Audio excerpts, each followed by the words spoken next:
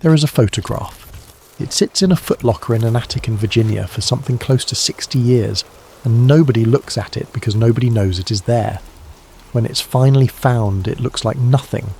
6 men in laboratory coats, a machine behind them, all copper coil and welded frame, a concrete room with a low ceiling. The kind of picture that turns up in 10,000 boxes from that war and means nothing to anyone but the family. But if you hold it under a lamp, if you tilt it, there is a 7th figure in that room, and in a moment we're going to talk about how it got there. But first, we have to go back to April and to a small unit of American soldiers driving south into the Bavarian Alps with orders that make absolutely no sense. It is April of 1945, and the Third Reich is coming apart the way a rope comes apart, one strand at a time, faster and faster. The Americans are pushing east, the Soviets are pushing west.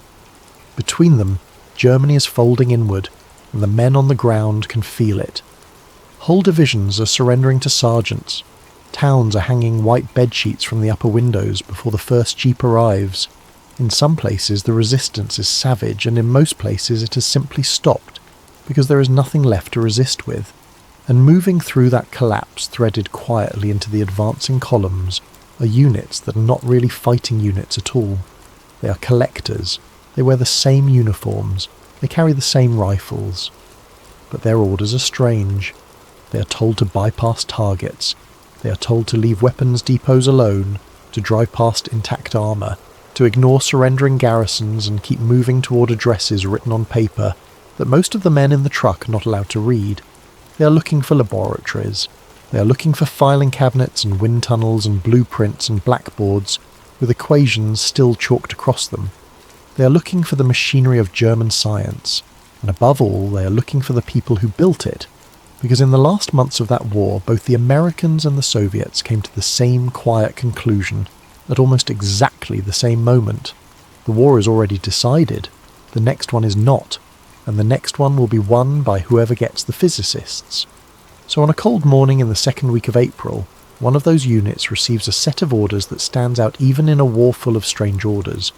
They are given a location, a hydroelectric station in the southern hills, an old one built before the war sitting on a small river in a valley with a single road running into it.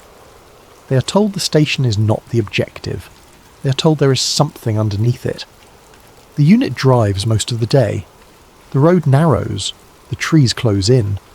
The men in the back of the truck talk less and less, the way men do when they are being taken somewhere without being told why. When they arrive, the valley is completely silent. No guards, no vehicles, no dogs. The turbine house is intact and the water is still running through it, which means the generators are still turning, which means somewhere in that building there is still power moving through wire. They find the entrance behind a maintenance door that has been left standing open. Stairs go down, a long way down. And at the bottom of those stairs there is a laboratory. Not a bunker, not a factory.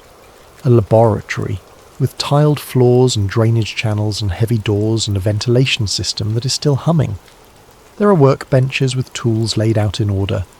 There are ledgers open on desks.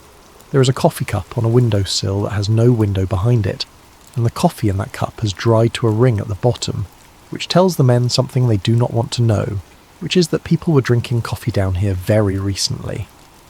Every instrument is still in place, every notebook is still on the shelf, and there is not one single human being anywhere in the complex. No bodies, no blood, no sign of a fight, no sign of an evacuation either, no half-packed crates, no burn barrels, no ash. When a German facility was abandoned in those weeks, it usually looked like it. Documents were destroyed, equipment was smashed or dynamited. Somebody always tried to leave less behind than they found. Not here. Here it looks like everyone simply stood up in the middle of the afternoon and walked out. The lieutenant in command walks the length of the main corridor with a flashlight, and at the far end, on a bare stretch of concrete wall between two doorways, he finds a sentence. Someone has written it by hand, in German, in grease pencil, the soft kind used to mark metal, pressed hard enough that the letters are almost carved. It says, You arrived after the experiment. The lieutenant does not speak German. He copies the letters into his notebook exactly as they appear, drawing them rather than writing them, and it will be another 11 days before anyone translates it for him. By then, the laboratory will already have been sealed, catalogued, and removed from every list it ever appeared on. To understand what happens next, you have to understand what the last months of that war actually looked like from above, from the level where the decisions were being made.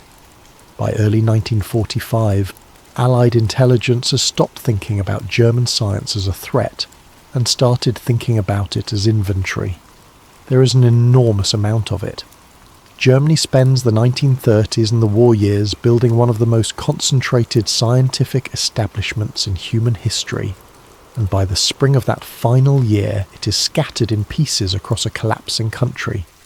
Rocket work at Peenemünde on the Baltic coast, underground production at Nordhausen in the Harz Mountains, carved into rock by prisoners under conditions that are still difficult to read about, aeronautics laboratories in Bavaria, chemical facilities in Saxony, optics in the east, metallurgy in the west, research institutes tucked into requisitioned schools and monasteries and country houses because the cities are no longer safe to work in, and all of it is about to fall into somebody's hands. The Americans send in specialist teams. So do the British.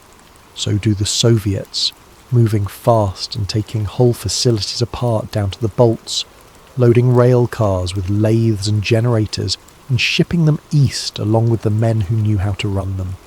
It becomes, quite literally, a race. Not for territory. Territory is already carved up on maps signed months earlier. This is a race for people, and everybody involved understands that the maps do not matter, because a scientist who is standing in the Soviet zone on Tuesday can be standing in the American zone on Wednesday if you get to him first and offer him something worth moving for. What you offer him is simple: food, safety, his family, a future that is not a rubble field, and for some of them, silence about the previous 6 years. That last part is where the American program becomes genuinely uncomfortable, and it is worth sitting with for a moment, because it is not fiction. It is the documented history. The men being recruited were not neutral academics who happened to live in Germany. Many of them held party membership, some held SS rank, some had worked directly on programs that used forced labour, and had walked through those production tunnels and had signed off on what they saw there. American intelligence officers knew this. Investigators wrote reports saying so plainly, and a decision was made at a level above those investigators that the value of what these men knew outweighed the record of what they had done. Files were revised, assessments were softened, words like ardent were replaced with words like nominal. Security reports that recommended against admission were quietly reissued with different conclusions, and men who had been formally judged a potential threat to Allied interests were, within a matter of months, boarding transport aircraft with visas in hand. That was the real program. That is what the name refers to.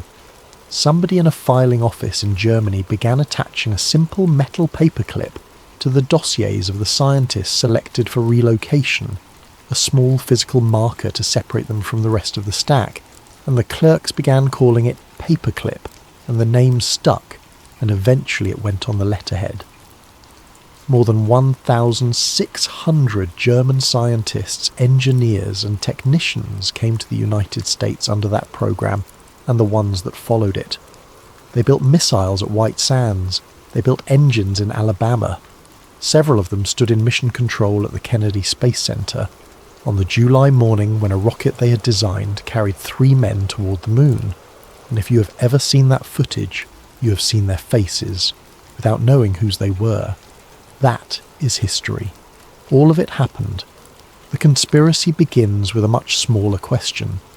It begins with a man noticing that the numbers do not add up. His name in this story is Major Thomas Calloway, and in the spring of 1945 he is 34 years old, and he is very good at exactly one thing. He is good at lists. Calloway is not a field officer. He does not kick doors. He is an intelligence administrator, which in that war meant a man in a requisitioned office with a coal stove and 4 filing cabinets and a typewriter that jams on the letter that comes after D. His job is to receive the reports coming in from the collection teams and to reconcile them, and reconciliation is a very specific kind of work. It means making sure that what one document says matches what another document says. It means noticing when a truck that left with 9 crates arrives with 8, and finding out where the 9th went, and writing that down. It is tedious work. It is also historically the way almost every real secret has ever come apart, because secrets are not usually broken by heroes. They are broken by clerks with good memories. In late April, Calloway is handed a stack of recruitment dossiers to cross-reference against a master roster.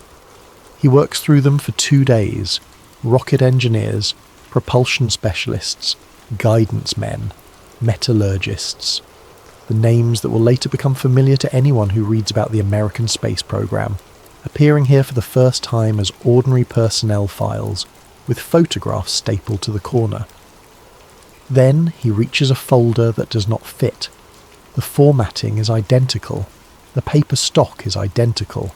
The stamps are identical.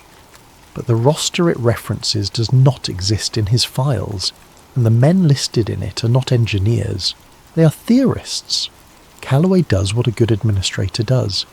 He requests the master roster from the originating office, in writing, through the correct channel, using the correct form, and nothing comes back. Not a refusal, not a delay notice, nothing at all, which in a bureaucracy is a much louder answer than no. He requests it again 11 days later. This time something does come back. A single typed line, unsigned, on paper, with no letterhead. It says that the referenced roster is not held at this command. Calloway sits with that sentence for a long time. He is a man who has spent 3 years learning exactly how the machine writes when it is telling the truth, and this is not how it writes. Not held at this command is not a denial that the roster exists. It is a statement about geography. It is somebody being extremely careful, so he does the thing that will consume the rest of his life. He starts keeping his own list. The folder Calloway is chasing surfaces properly 6 weeks later, and it surfaces by accident, which is how these things usually happen. A shipment of captured material is misrouted. A crate that should have gone to one office is delivered to his, and by the time the error is discovered, Calloway has already signed for it, opened it, and inventoried the contents, because that is his job, and he does it the same way every time. Inside, beneath the expected documents, there is a folder bound in black cloth. There is no title on it, no case number, no routing stamps, which is itself extraordinary, because in that war everything had routing stamps. A folder with no stamps has never officially travelled anywhere. It has never been sent, received, filed or read. On paper, it has not moved since it was created. Across the front in stencil are 2 words, Section Black. Inside are 12 entries. Each entry is a single page. Name, date of birth, field of specialisation, last known posting. And at the bottom of each page, a rectangle of blank paper slightly lighter than the rest, where a photograph used to be, with 4 small holes where the staples were pulled out. 12 men. No faces. And when Calloway reads the specialisations, he sits back in his chair, because he has been reading personnel files for 3 years, and he has never once seen a list like this assembled for a military purpose. There is not one engineer among them. There are 4 theoretical physicists, 2 mathematicians working in fields. Calloway has to look up, and when he does look them up, he finds they are branches of geometry, with no obvious application to anything that flies or explodes. 3 crystallographers, men who study how matter arranges itself into ordered structure. 2 experimental chemists, and 1 man whose specialisation line contains a single word that Callaway cannot find in any technical dictionary available to him in Germany in 1945. That word is a compound. A German compound, the kind the language builds by welding smaller words together, and the closest he can render it is field resonance stability. He copies all 12 names into his notebook. Then he reseals the crate, files the misrouting error correctly, and sends it on to the office it was meant to reach in the first place, because Callaway is careful, and careful men do not steal folders. Careful men copy them and let them go, and wait. That night he writes a single line at the bottom of the page, and it is the first genuinely unofficial thing he has written since he put on the uniform. Rockets do not need crystallographers. The Harz Mountains sit in the middle of Germany like a closed fist. They are old mountains, worn down and thickly forested, riddled with the tunnels of a mining industry that goes back something like 1,000 years. Which is precisely why, in the last 2 years of the war, Germany begins moving its most important production into them. The bombing has made surface factories impossible, so the work goes underground, into the old workings and the new ones, into galleries carved out by prisoners in conditions that killed thousands of them. Nordhausen is in those mountains. That is documented. When American troops reach it in April of 1945, they find an underground rocket factory and alongside it a camp, and the men who walk into that place spend the rest of their lives trying not to describe it. But Callaway is not looking for Nordhausen. He is looking for a site that does not appear on any captured map. He finds his first trace of it in an unlikely place, which is a freight schedule. Railway administration in wartime Germany is meticulous almost to the point of absurdity, and even as the country disintegrates, somebody in a signal office is still writing down what went where. Callaway obtains a bundle of these schedules for the Harz region and reads them the way other men read novels, night after night, in a cold office, with a pencil. And he finds a spur line, a short one, roughly 11 kilometres of track branching off a main line and running into a valley on the southern edge of the range, ending at a facility designated only by a 3-letter code with no expansion, listed anywhere in the documentation he can access. Between 1943 and the end of 1944, that spur receives traffic almost every week. The manifests are the interesting part.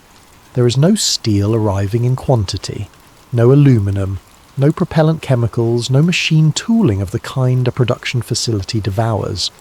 Instead, there is copper, an enormous amount of copper, far more than a site that size should need. There is high-grade optical glass, there is quartz, there is a category listed simply as instrumentation, appearing again and again, with weights that suggest something being assembled piece by piece over the better part of 2 years. And there is one more entry that stops him. Concrete. Reinforced concrete delivered continuously, long after the structure would have been finished. You do not keep pouring concrete into a completed building, unless you are pouring it around something. Callaway cross-references the coordinates against Allied aerial reconnaissance. The photographic interpretation branch has thousands of these images, taken by high-altitude aircraft. Most of them never examined closely because there were simply not enough analysts in the world to look at all of them. He finds 3 passes over that valley. The first, from the summer of 1943, shows tree cover and a road.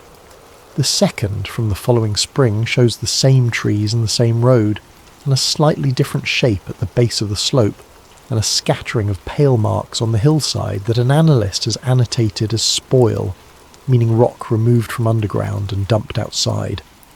The third pass, from January of 1945, shows something the analyst has circled twice in grease pencil and never followed up on.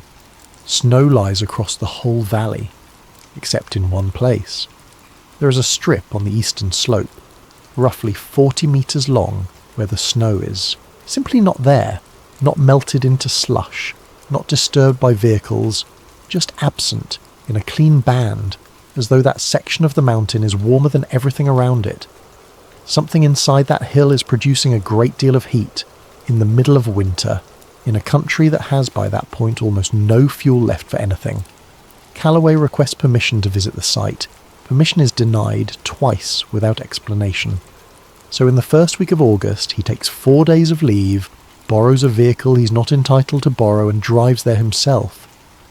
The tunnel entrance is not hidden. That is the first thing that strikes him, and he thinks about it for years afterward. He's been imagining something concealed, a door under brush, a shaft behind a false rock face. Instead, there is a proper portal, wide enough for a truck, framed in poured concrete and set into the hillside as squarely as a subway entrance. Whoever built it did not expect to be found by accident. They expected to be protected by paperwork. The doors are open. Inside, the air is cool and dry and smells faintly of ozone and machine oil. The main gallery runs straight into the rock for perhaps 180 metres, lit by fixtures that are still working, because the site is drawing power from a substation 2 valleys over that nobody has thought to switch off. And exactly as in Bavaria, exactly as in the laboratory beneath the hydroelectric station, everything is still there. Calloway walks through it slowly with a flashlight he does not need. He passes a machine shop with tools hanging on a pegboard, each one outlined in painted silhouette so you can see at a glance if something is missing. Nothing is missing. He passes a drafting room with a half-finished technical drawing still pinned to the board and a set of dividers laid across it.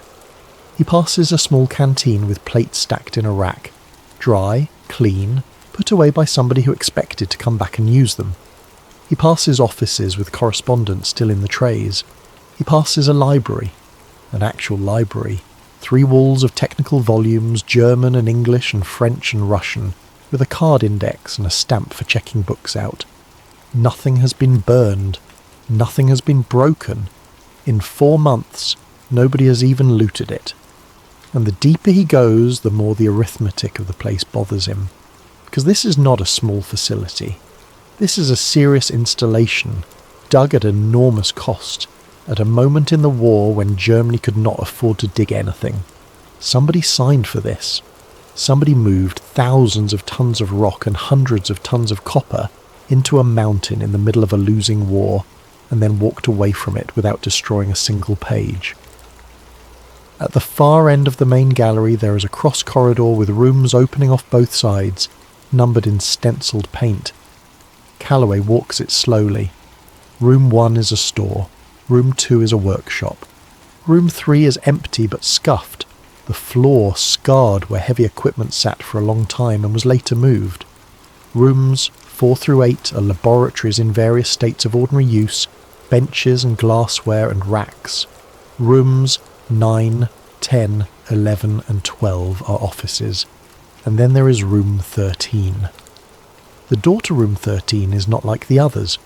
The other doors are wood or thin steel, ordinary interior doors set into ordinary frames. This one is a slab of steel roughly 8 centimetres thick with a wheel mechanism on it, more like the door of a bank vault than anything else in the mountain, and it is standing wide open, pushed back flat against the wall. Calloway steps through it and stops. The room is empty, not empty the way an unfurnished room is empty the way a wound is clean. There are no benches, no fittings, no wiring, no light fixtures, no conduit, nothing bolted to anything, and where all of those things used to be there are only anchor holes and pale rectangles on the walls, and the floor is gone. That is the part he cannot get past. Somebody has taken up the concrete floor of a room inside a mountain, broken it out, lifted it, carried it away, and swept the bedrock underneath, and there is not a chip of it left anywhere in the corridor outside. Calloway stands in the middle of that bare rock for a long time, with his flashlight off, listening to the ventilation system move air through a mountain for a facility with nobody in it. He measures the room by pacing it, roughly 11 metres by 11 metres, square. The ceiling is unusually high, perhaps 6 metres, and near the top of each of the 4 walls there is a heavy steel plate bolted flat against the stone, painted the same grey as everything else, with cabling stubs cut off flush. 4 anchor points, high. At the corners of a square room, whatever was mounted up there was mounted in a very deliberate geometry, and it was aimed at the centre of the floor, and the floor is what somebody decided could not be left behind. He is standing there when he notices the smell. It is faint, and it is not machine oil, and it is not ozone. It is the smell you get from a lightning strike a field away, sharp and metallic and slightly sweet, and it should not still be present in a sealed room 4 months after the last person left it. Calloway leaves room 13 and does not go back in. He spends the remaining 2 days going through the parts of the facility that were left intact, and on the afternoon of the second day, in a maintenance crawlway behind the ventilation plant, he finds the notebook. It has been pushed into a gap between a duct and the rock wall, well back, at arm's length, where a hand would have to know to reach. It is a standard laboratory journal, hard-bound, quarter-filled. There is no name on the cover. The handwriting inside is small, upright, and disciplined, and it belongs to somebody who has kept notebooks his entire professional life. Calloway takes it back to his room that night in a village inn 11 kilometres away, and reads it with a German dictionary open beside him, working slowly, and by 2 a.m. he understands 3 things about it. The first is that the author is not describing a weapon. There is no mention of yield, of blast, of range, of delivery, of anything that could be aimed at a city. The vocabulary is entirely the vocabulary of measurement. The second is that the same phrase appears on nearly every page, the compound word from the section black folder, the one he could not find in a dictionary. Field resonance stability. The entries track it obsessively. Duration, threshold, decay, attempts to hold something steady, failures to hold it steady, small improvements measured in fractions of a second. There is a table near the back where a column of numbers climbs slowly over what appears to be many months, and next to the final entry in that column somebody has drawn a small horizontal line, the way you underline a result you consider important. The third thing is the one that keeps him awake. Every single entry, regardless of what it contains, ends with the same sentence. Not conclusion, not a signature, just one line, written at the bottom of the page, in the same hand, in the same ink, every time. The doorway remains open. It takes Calloway most of the following year to work out who was paying for the mountain. He does it through invoices, which is a deeply unglamorous way to uncover anything, and which is also the only reliable way, because organisations lie about what they do, and almost never lie about what they spend. The facility in the Harz has no line in the armaments budget. It does not appear in the accounts of the rocket programme, which by that stage of the war was one of the most expensive undertakings in German history, and was therefore documented in enormous, self-justifying detail. It is not attached to the Air Ministry. It is not attached to the Navy. Its funding runs through a scientific directorate operating under the SS. That is not, in itself, unusual. The SS ran research organisations of its own, some of them serious, some of them pseudo-scientific in ways that are genuinely bizarre to read about now. Expeditions and racial theories and archaeology bent into the shape of ideology. There was money in that system, and it went to strange places. What is unusual is the isolation. The scientists at Peenemünde argued constantly with the scientists at other institutes. They competed for resources, poached staff, wrote furious memoranda about each other. It was a scientific establishment, which means it was a community, which means it was noisy.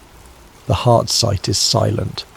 No inter-institute correspondence, no shared personnel, no conference attendance, no request for peer review, no exchange of samples, nothing. In 2 years of operation, a facility employing at least 40 technical staff appears to have written to almost nobody outside its own perimeter, except once. Calloway finds a single carbon copy of a single letter, retained in an armaments ministry file for reasons that were probably just filing habit. It is a request for materials, and it is written in the flat defensive tone of a man who knows his request is going to be questioned. The letter asks for additional copper and additional quartz, and to justify the request it includes 2 sentences of explanation. The first sentence says that the work concerns the behaviour of high-energy fields under conditions of extreme geometric symmetry.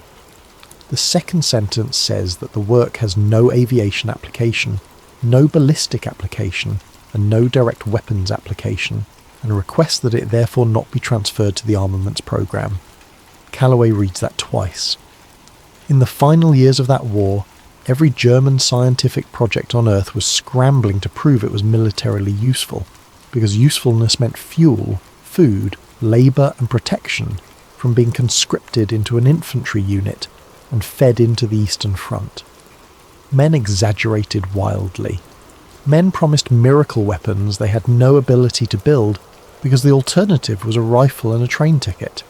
And here is a facility spending an enormous amount of money writing to the ministry to insist that its work is not a weapon and should be left alone. Which means either the men running it were suicidally honest, or they had something they were extremely determined to keep away from the people who make weapons. The nature of what they had comes out slowly, in fragments, and never completely. Some of it Callaway assembles from the notebook, some from correspondence recovered elsewhere, some from a set of internal progress summaries that turn up years later in a box of unrelated material, because that is how archives work, and anyone who has ever spent a week in one will tell you the same thing. The thing you're looking for is never in the file with its name on it. It is in the file next to it, misplaced by a tired person in 1946. Here is what the fragments say. The team was not trying to open anything. That is important, and it is the detail that makes the whole story feel different from the usual wartime miracle machine mythology. They were not building a portal. They were not attempting contact. They were studying, in the most conservative and mathematical way possible, the behaviour of extremely strong electromagnetic fields, arranged in a precise three-dimensional symmetry, and they were doing it for reasons that were essentially academic, because one of them had produced a piece of theoretical work in the late 1930s that predicted an effect nobody had ever tested. The effect was small.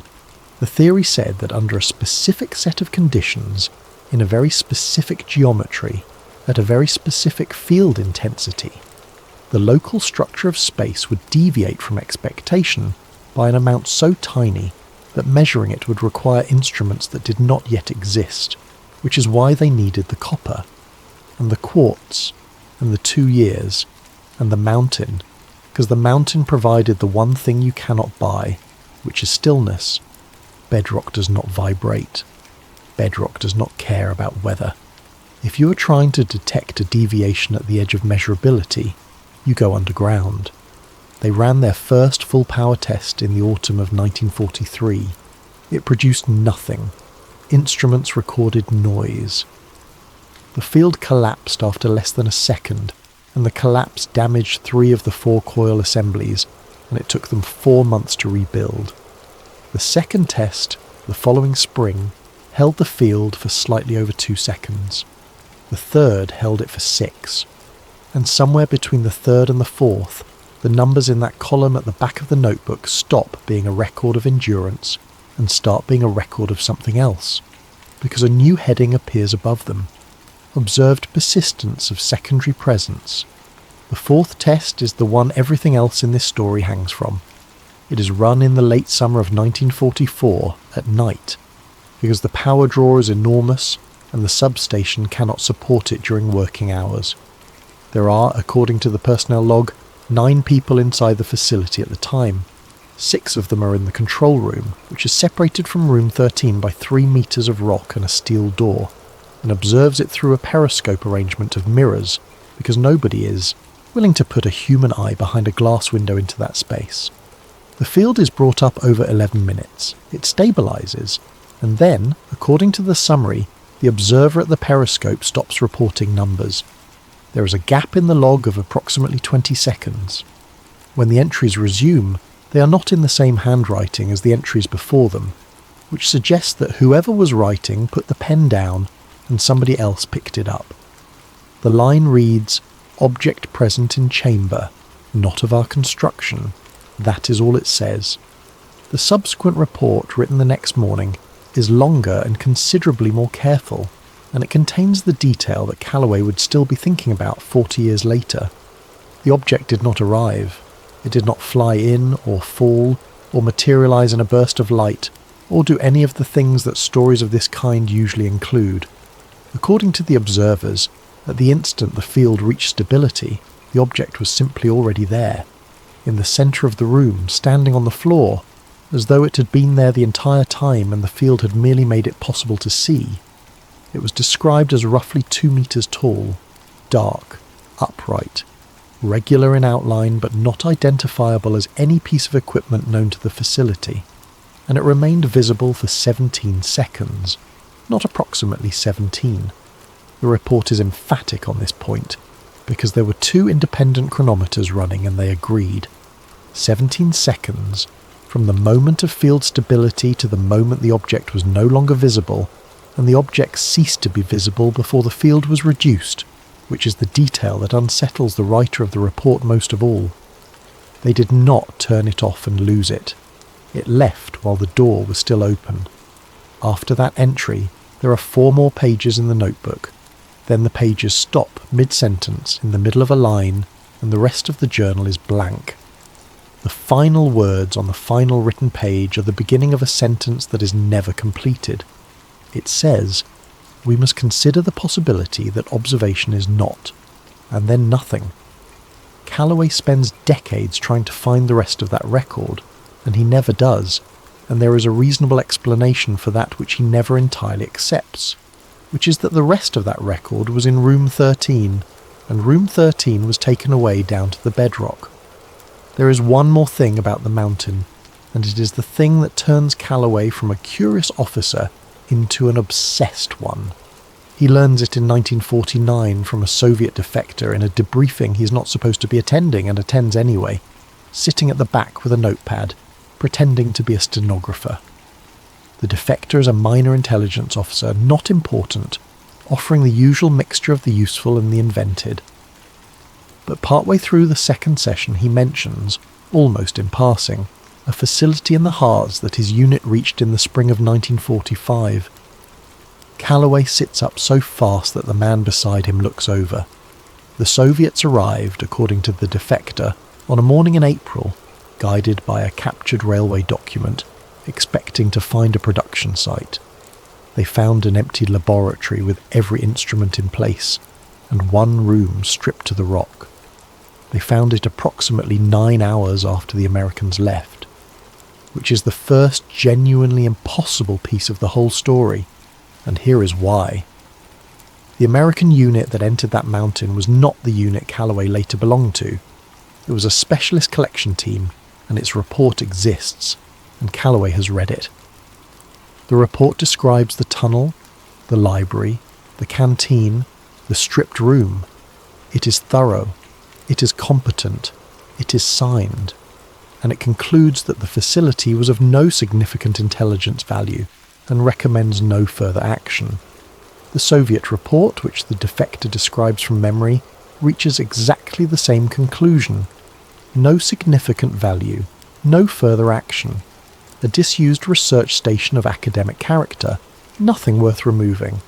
2 intelligence services, at the absolute peak of a race in which each was stripping Germany of every microscope and slide rule it could physically lift. Both walked into a purpose-built underground laboratory containing an intact technical library, functioning instrumentation, and 2 years of research notes.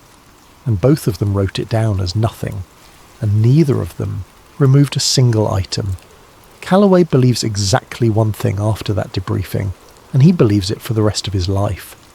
2 governments did not independently make the same mistake. 2 governments made the same decision, so Calloway goes looking for 12 men. He has their names, he has their dates of birth, he has their fields, and he has a rectangle of blank paper where each of their faces used to be, and he begins the slow work of turning 12 names into 12 people. It should be easy. That is the thing worth understanding here.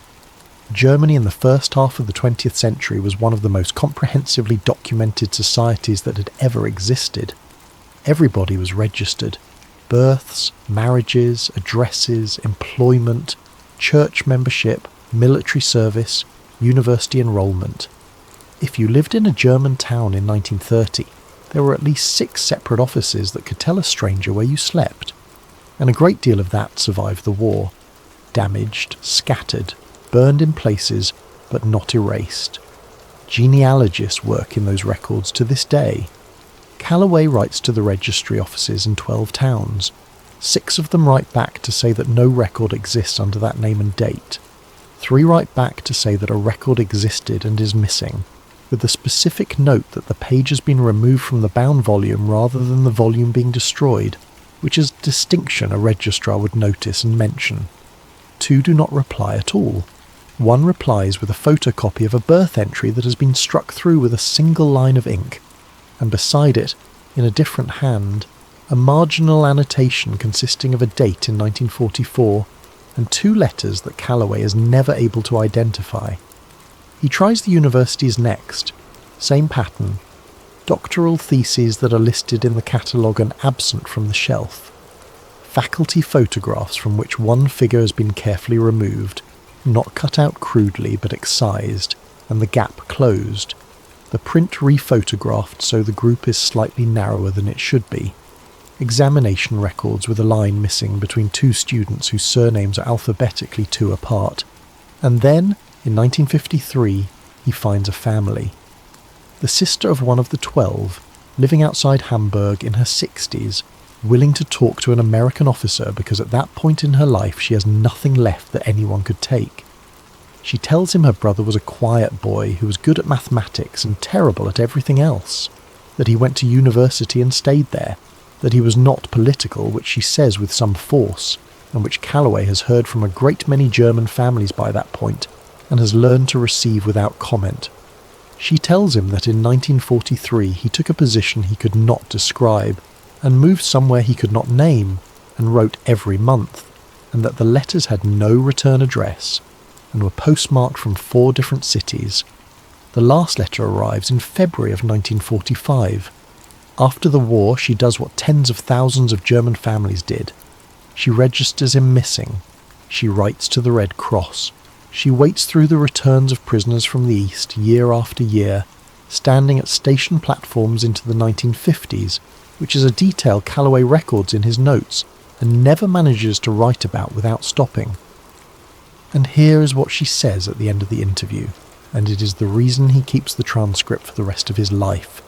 She says that in 1949 2 men came to the house, not soldiers, civilians, in good coats, one of whom spoke German with an accent she could not place. They did not search anything. They did not threaten her.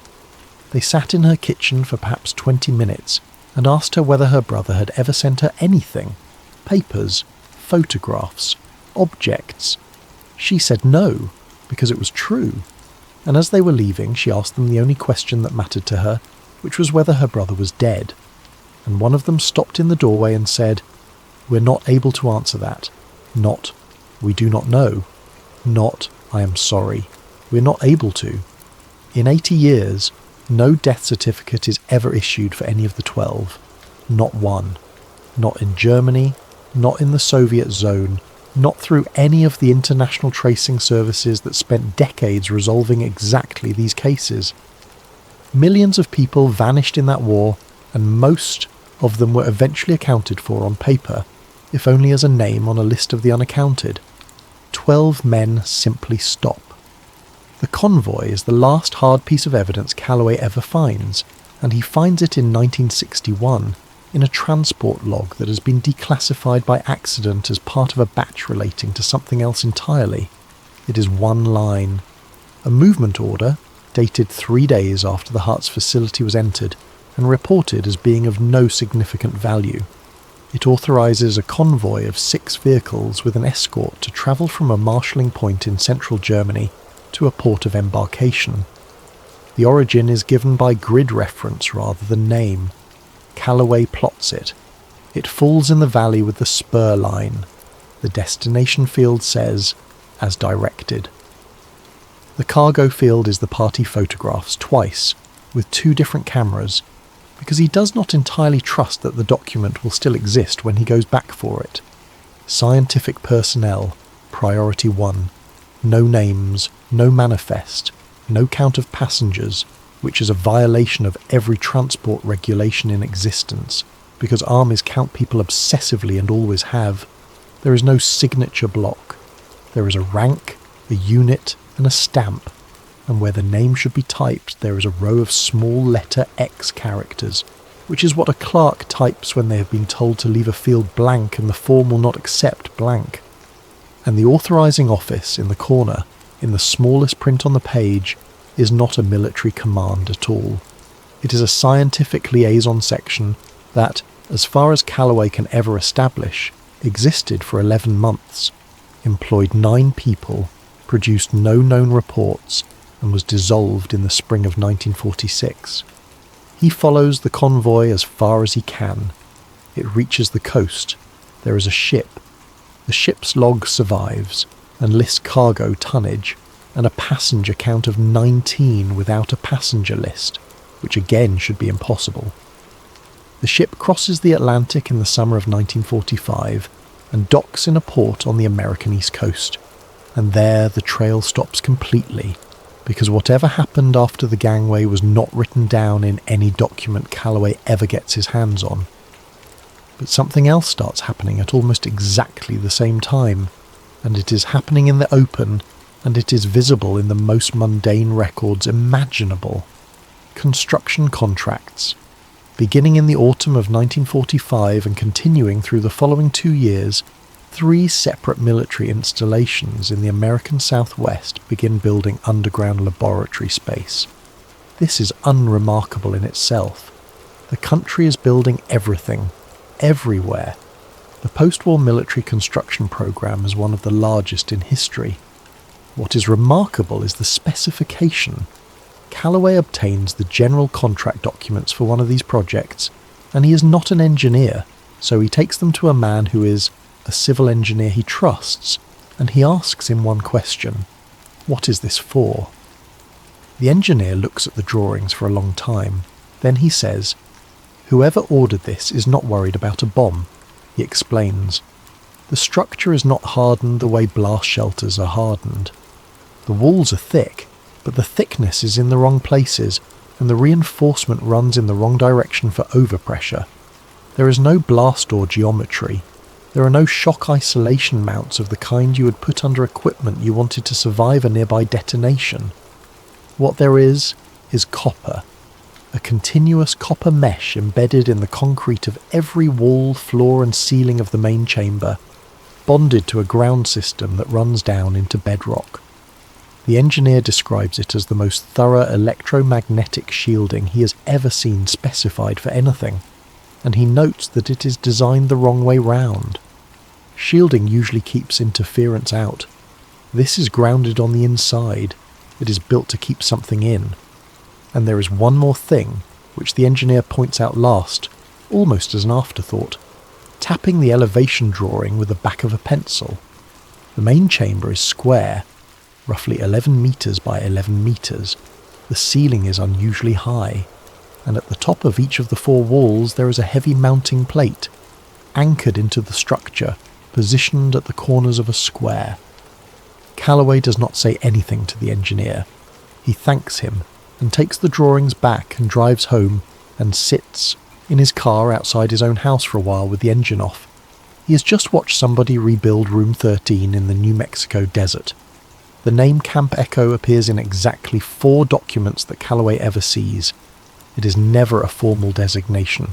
That is clear from the way it is used. It appears the way nicknames appear, in the margins of memoranda, and in a travel voucher, and once in a handwritten note attached to a supply requisition. And each time it is written as though the reader will obviously know what it means. The desert installations of the post-war American Southwest are famous now. White Sands, where the captured rockets were fired. Los Alamos, up in the mountains. Sandia, the proving grounds and the test ranges, an enormous archipelago of secret geography spread across land that was chosen because nobody lived there and nobody would notice. Camp Echo is inside that archipelago and is not part of it. It has its own perimeter within another perimeter. It has its own access list, and the access list is short enough that Callaway is eventually able to establish its approximate size. which is somewhere between 40 and 60 people including support staff. It has its own supply chain that does not route through the parent installation's quartermaster, which is administratively absurd and enormously expensive, and is the kind of thing you only do when you cannot allow a clerk in the next building to see what you're ordering. And its security classification, according to a comparative handling schedule Callaway sees exactly once, sits above the classification applied to nuclear weapons design information. Think about that for a moment, because it is the hinge of the entire story. In the late 1940s, the single most protected category of information in the United States was how to build an atomic bomb. That was the crown. That was the thing men were executed over. Everything in the American security system was built outward from that centre, and there is a compartment above it, not larger, not more expensive, just higher, so that a man cleared to read bomb design documents would be turned away at the door of a building in the desert, containing 40 people and no weapons program at all. Meanwhile, 90 miles away, Werner von Braun is firing rockets into the sky, and this is the piece of the conspiracy that is, in a strange way, the most elegant part of it. The famous paperclip scientists were not in on it. They were genuinely rocket men, doing genuine rocket work, with genuine ambition. Von Braun spent those years doing exactly what he had always wanted to do, which was to build machines that leave the atmosphere, and he was extremely public about it. He wrote magazine articles. He appeared on television. He worked with a film studio to make programs about space travel that were watched by tens of millions of people. He was, by the middle of the 1950s, one of the most recognizable scientists in America. He was also, according to the conspiracy, the most effective piece of camouflage ever deployed by any government anywhere. Because here is what happened whenever a journalist began asking questions about Operation Paperclip. They asked about Nazis. They asked correctly and importantly how a country that had just fought a war against fascism could hand laboratories and salaries and citizenship to men who had worn the uniform of the enemy, some of whom had signed for prisoner labour. They asked about the whitewashed files. They asked about the softened security reports. There were editorials. There were letters. Rabbis and veterans' organisations and members of Congress objected publicly and repeatedly, and that objection was real and justified, and it did not go away for decades. And every single one of those arguments took place on the surface of the programme. Nobody ever asked the other question. Nobody ever asked whether every scientist who came in under Paperclip was actually a scientist of the kind the programme said it was recruiting. Because why would you? The scandal was right there. Obvious, enormous, and morally serious, and it absorbed every ounce of scrutiny anyone had to give. The conspiracy's central claim is not that the government hid Operation Paperclip. It is that the government let the controversy happen, that the outrage was not a failure of secrecy, it was the cover. A public argument about the ethics of the visible programme is the single, most effective way to guarantee that nobody looks past it. And if you had wanted to design a distraction, you could not have designed a better one than a genuine moral scandal that the press could chew on for 40 years. Give them something real to be angry about. They will never ask what is behind it. The machine at Camp Echo comes back to life on a night in the winter of 1947. The account Callaway eventually assembles is thin and second-hand, and he is honest about that in his own notes. It comes from a maintenance electrician who worked at the parent installation and who was called in, once, to deal with a problem at a facility he was not cleared to enter, and who therefore stood in a corridor for 2 hours with a toolbox and no explanation and paid very close attention, because that is what people do when you leave them in a corridor. What the electrician remembers is this. The lights in the entire installation dimmed for a period he estimates at 11 or 12 seconds, not flickered, dimmed smoothly, and came back smoothly, the way lights do when something enormous is drawing load. Every compass in the building turned. He's specific about this because he was carrying one clipped to his belt, an ordinary field compass, and he watched the needle swing slowly through most of a full rotation and then settle, pointing at a wall.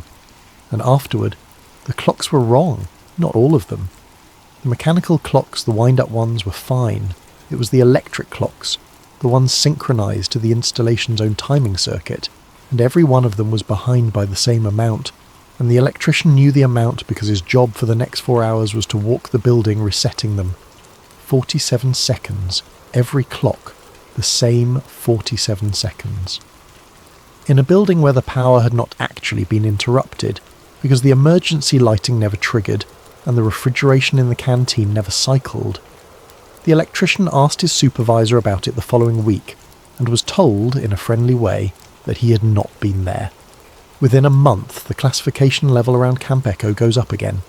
New access list, new handling caveat, a new code word that Calloway sees exactly twice in his life, and never once sees explained, and the men who work there stop leaving. That is documented in the mundane way that everything real is documented. Housing records. The married quarters at the parent installation lose 4 families who moved to on-site accommodation that did not exist 18 months earlier. School enrolment figures shift. A grocery contract triples. 40-some people and their families move inside a fence in the desert, and a number of them stay inside that fence for years. Whatever they were doing, they were not commuting to it. Dr. Samuel Richter contacts Calloway in the spring of 1986. By then, Calloway is 75 years old and has been retired for a very long time. The files he built over 4 decades fill most of a spare bedroom in a house in Virginia, organised with the same relentless clerical patience that started the whole thing, cross-referenced, indexed, and read by absolutely nobody. The letter is 1 page. It gives an address in Arizona and a time and says only that the writer knew a man named Kessler, which is the name of one of the 12, and that he is old and would like to stop carrying something. Calloway flies out the following week. Richter is 88. He is thin and precise and very tired, and he explains, never one of the 12. He was younger, he was an American, a physicist recruited domestically in 1948, brought into Camp Echo as a junior man because somebody had decided that the program could not survive forever on a group of German émigrés who were all going to die eventually. He worked there for 19 years, and what he tells Calloway across 3 afternoons is not what Calloway spent 40 years expecting to hear. The Germans, Richter says, never built a weapon and never tried to.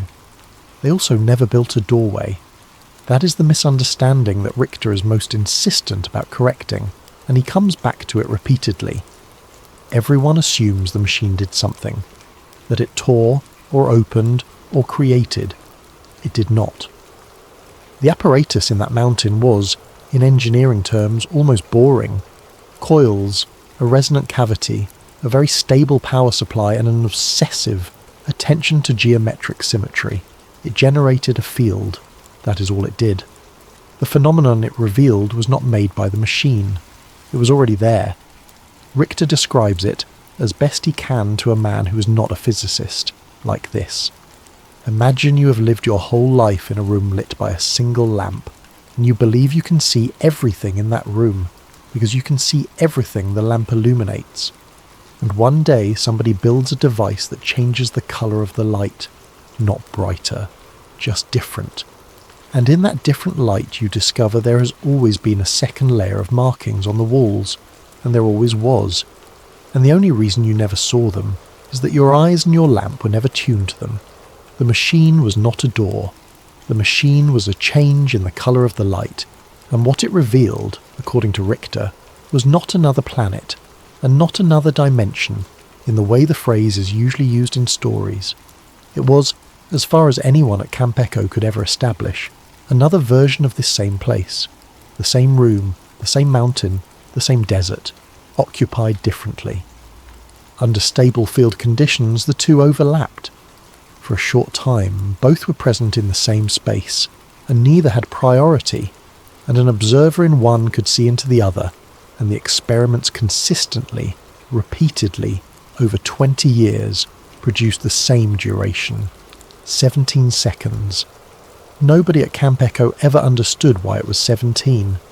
Richter says that number was the great unsolved problem of his professional life, that they tried everything, more power, less power, different geometry, different materials, different times of year, and the answer was always the same. The overlap begins, 17 seconds pass, the overlap ends, and it ends on its own, regardless of what the operators do, which is the part that Richter says he found genuinely frightening in a way he could never explain to his own family. It ends on schedule, which means the duration is not being set by us. The last thing Richter tells him is the thing Calloway does not write down for 2 days. The German team, on the night of the 4th test, believed they were looking into an empty laboratory. That was the initial interpretation, and it is what the first report says. They saw a room that was recognisably their own room, and in it an object of unknown manufacture. They ran the 4th test twice more that autumn. On the 2nd of those runs, the object was there again, in the same position. On the 3rd, it was not. Instead, according to the account Richter received second-hand from Kessler in 1951, in a kitchen in New Mexico, there were figures. 3 of them, standing well back from the centre of the room near the wall, in a loose arrangement that Kessler described using a word that Richter repeated to Calloway carefully, because it was the specific word Kessler had used, and Richter did not want to soften it. Kessler said they were arranged the way people arrange themselves when they have been waiting for a while. They did not approach, they did not gesture, they did not appear surprised. For the full 17 seconds they remained where they were, and for the full 17 seconds, according to the observer at the periscope, they were looking directly into the mirror, which is not where a person would look. A person seeing a strange room appear around them would look at the room. These looked at the one point in that space where a human eye was, behind 3 meters of rock, through an angled mirror in a steel tube, and they held that look for 17 seconds, and then they were gone. The German team shut the program down that night. Not paused it, shut it down. Richter says the order came from the facility director himself, on his own authority, without consulting anyone, and that within a week the team had begun the process of stopping, which is why the mountain looks the way it looks. They did not destroy anything, because they were not fleeing, they were closing. They put the tools on the pegboard and the plates in the rack, and they stripped room 13 down to the bedrock, and they took the floor with them, and then they waited for whoever was coming. And in April of 1945 the Americans came, and in August of 1945 the Americans switched it back on. There is a version of this story where that is the shocking part, and Richter does not think so. Richter says that any government on Earth would have done the same, and that if the Soviets had reached the mountain 9 hours earlier, there would have been a Camp Echo outside Sverdlovsk instead. And everything that followed would have followed anyway in a different language. He says the only thing that surprises him, looking back over 90 years, is how quickly it stopped being a discovery and started being a program. Discoveries have papers, programs have budgets. The moment it had a budget, he says, nobody was ever going to be told, sit with the shape of the cover-up for a moment, because it is more interesting than the usual shape. Most secrets are protected by denial. You hide the thing, and when somebody asks about it, you say it does not exist and you hope they go away. It works badly, and it never works for long, because denial creates a hole, and people are extremely good at noticing holes. The conspiracy's account of Operation Paperclip describes something much more sophisticated. It describes protecting a secret by giving the public a different secret. Consider what actually happened in the open. The program was classified at first, then partially revealed, then argued about for the rest of the century. Historians did excellent work. Journalists filed lawsuits. Documents came out in tranches across the 1970s and 80s and 90s, each release producing a fresh wave of coverage, and every single wave was about the same thing. Nazis, ethics, files that had been laundered, men who should have faced a tribunal and instead received a pension and a plaque. That is a genuine scandal. It deserved every word written about it, and it functioned, according to this story, as a permanent lightning rod. Any energy directed at Operation Paperclip went straight into that argument and ground it out there. Nobody ever got past it, because there was no reason to imagine there was anything past it. The visible outrage was so complete that it defined the entire shape of the subject. Calloway writes one paragraph about this in the notes he leaves behind, and it is the closest he ever comes to a thesis. He writes that a lie is a fragile thing, but a true scandal is a fortress, and that the men who ran Section Black understood something about human attention that took him 30 years to learn, which is that people do not stop digging when you tell them there is nothing there. They stop digging when they find something. Give them a body. They will stop looking for the room it came from. Meanwhile, the program itself does what programs do, which is that it stops being one thing and becomes many things. Camp Echo, as an entity, dissolves at some point in the 1950s. Calloway can never date it precisely because there is no dissolution order, only a gradual thinning of references and then silence. The site does not close. The people do not leave. What changes is the paperwork. What had been one compartment becomes several.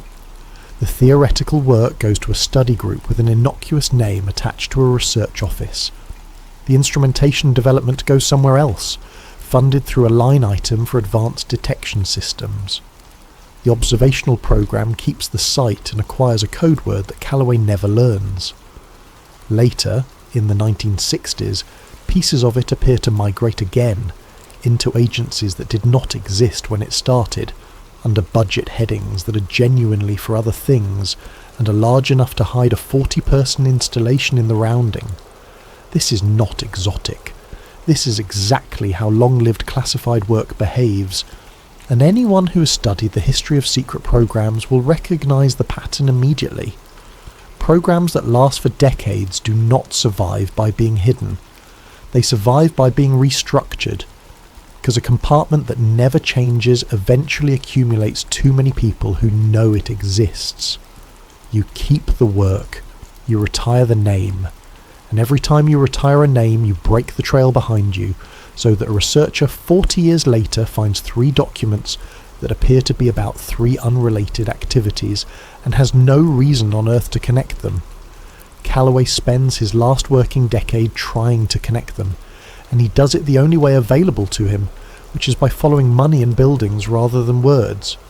Words change, concrete does not. A power line built in 1947 is still carrying current in 1979, and the substation upgrade that services it appears in a public utility filing, because utilities have to file. That is how he keeps the thread. Not through intelligence, through infrastructure. In 1978, 2 years before he retires, Calloway is granted access to a closing report.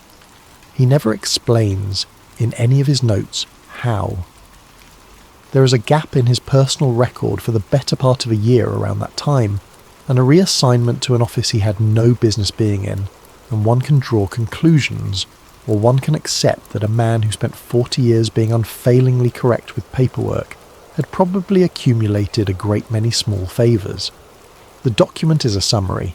It is 11 pages. It is a wrap-up of the original Section Black activity, written in 1952, transferring residual responsibilities to successor programs, and it is written in the completely flat, bloodless register of institutional prose, which somehow makes it worse. 10.5 pages are administrative, personnel dispositions, property transfers, records retention. The paragraph about the 12 German researchers uses the phrase, "Subjects have been afforded permanent residence under conditions of continuing programmatic association," which Calloway reads 3 times and understands perfectly, because it means they never left. It is the final paragraph that he copies out longhand and keeps in his wallet until the paper wears through at the folds. It consists of 2 sentences. Rocket technology justified the operation. The anomaly justified everything that followed. So here is the inversion, and it is worth saying plainly, because everything up to this point has been building toward it. The standard understanding of Operation Paperclip is that America wanted German scientists because German science was ahead. That is broadly true in specific fields in 1945. German rocketry was genuinely years beyond anything the Allies had. The engineering was real, and the men who did it were extraordinary at what they did, and it is not an exaggeration to say that the American space program of the 1960s was built on a foundation poured in Peenemünde. The conspiracy does not dispute any of that. It disputes the word why. Because if what you want is knowledge, you do not need the man. Knowledge is portable. Knowledge is in the drawings, the calculations, the wind tunnel data, the test films, the notebooks. The Allies captured all of it, by the ton, and in fact a great deal of German rocket technology was successfully reproduced by people who never met a German engineer in their lives. You take the man when the man is the only copy, and the men in Section Black were the only copy of something that was not written down anywhere, because the thing they had was not a technique or a theory or a design. It was an experience. 12 people, in a room under a mountain, watch 3 figures stand in an overlapping version of their own laboratory and look back at them for 17 seconds. There is no equation for that. There is no blueprint. There is nothing you can capture and ship home in a crate, because the entire value of those 12 men was that they were the only human beings alive who knew what it had actually looked like.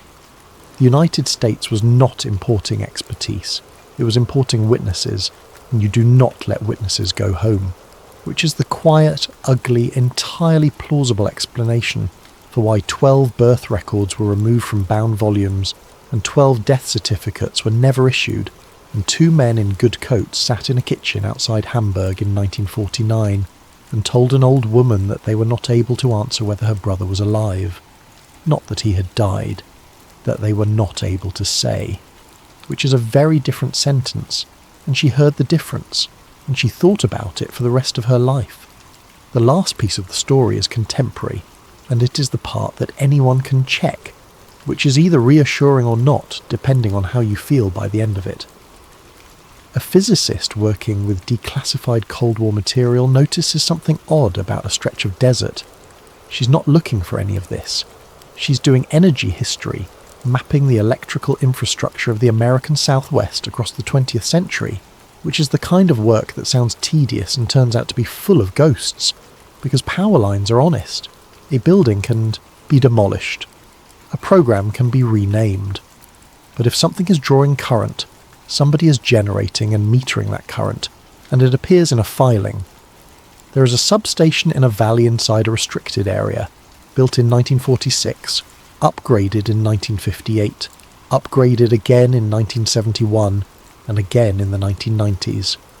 It has never been decommissioned. The facility it serves has not appeared in a public installation inventory since the 1950s.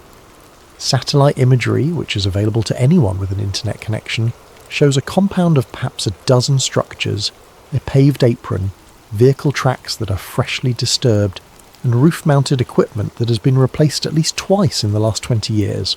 Somebody maintains that place. And the load data, which is aggregated and coarse, and not supposed to reveal anything about any individual customer, does something curious. Every so often, at irregular intervals of a few months, there is a spike. It is enormous relative to the baseline. It is extremely brief, and when the physicist pulls the highest resolution data available to her, which is not very high, and looks at the shape of it, the spike has a plateau, a rise, a flat top, a fall, and the plateau, within the limits of what the data can tell her, is 17 seconds long. She has written about it once, in a paper that is mostly about something else, in a footnote, in careful language, noting an anomalous periodic load event at an unidentified facility and observing that the duration is unusually consistent. Nobody has ever responded to the footnote, which means one of two things, and the story leaves you to sit with both. Either there is a piece of Cold War equipment out in that desert that has been running on a maintenance cycle for 80 years because nobody has the authority to sign the order to turn it off, or somebody is still watching.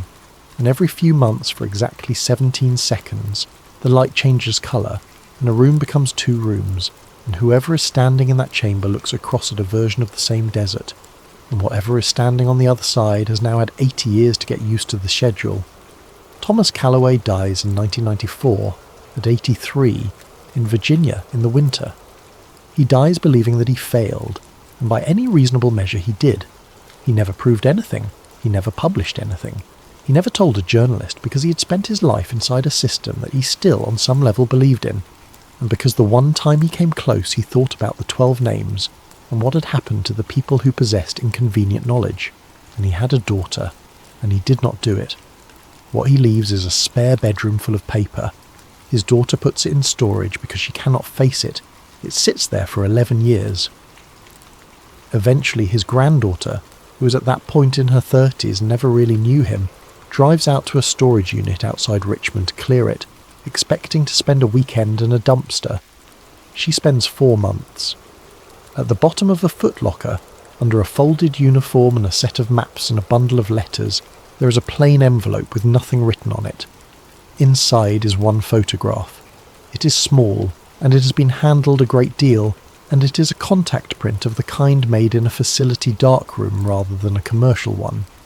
It shows a concrete room with a low ceiling and a machine at the back, a lattice of copper coil and welded frame, and in front of it 6 men in laboratory coats, arranged in the awkward line of people who have been told to stand together for a picture they do not particularly want taken. Their faces are calm. 2 of them are almost smiling. On the back, in pencil, is a date in April of 1945, and nothing else. The granddaughter looks at it for a long time and does not see it, and almost puts it back. What makes her look again is the light. There is a polished steel panel on the wall behind the group, part of a cabinet, and it is acting as a mirror the way steel does, dark and imperfect, holding a soft reflection of the room.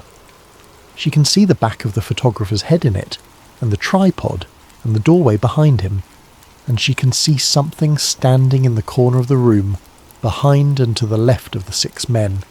It is not in the room. That is the thing that takes her a while to understand, and once she understands it, she cannot stop understanding it. The 6 men are lit from the front by the flash, and their shadows fall backward, and the figure in the reflection casts no shadow at all, and is not standing in the place where the reflection says it should be if it were a 7th person who had wandered into the shot. It is very tall, taller than the doorframe beside it, by a clear margin. It is dark and regular in outline, and there is nothing about it that suggests equipment. And its head is turned toward the camera, not toward the men, not toward the machine, toward the lens directly, in a photograph taken in a moment when the machine was switched off, in a room where every human being present is looking somewhere else. She turns the print over again and holds it under the lamp, and this time she sees that the pencil on the back is not just a date. Beneath the date, very faint, pressed lightly, in a different hand, there are 6 words. It knew we were watching first. So that is the story. History remembers Operation Paperclip as a race. America against the Soviet Union, across a broken Germany, for the men who knew how to make things fly.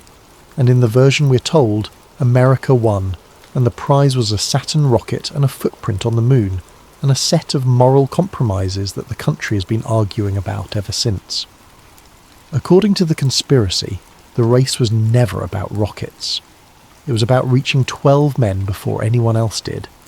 12 quiet academics who had spent 2 years in a mountain trying to measure something too small to matter, and who had accidentally changed the colour of the light, and who had looked through into a room that was their room and was not, and had seen 3 shapes standing near the wall in the posture of people who had been waiting a while.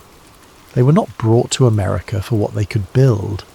They were brought to America for what they had seen. And the last thing worth saying before you drift off is the thing the whole story quietly rests on. Every version of this account assumes that we were the ones who opened something. The photograph suggests otherwise. The photograph was taken before the 4th test, before the field ever stabilised, before anyone in that mountain had the faintest idea there was anything to see. And the figure in the reflection was already there, and it was already looking at the camera, which means the door did not open in 1944. It means that in 1944, for the first time, somebody on this side noticed it was already open, and that something on the other side had been standing at it, patiently, for a very long time, watching a room full of men who could not see it, and waiting for one of them to finally get the equipment right. The world believes Operation Paperclip changed history, because it gave America the scientists who reached the moon.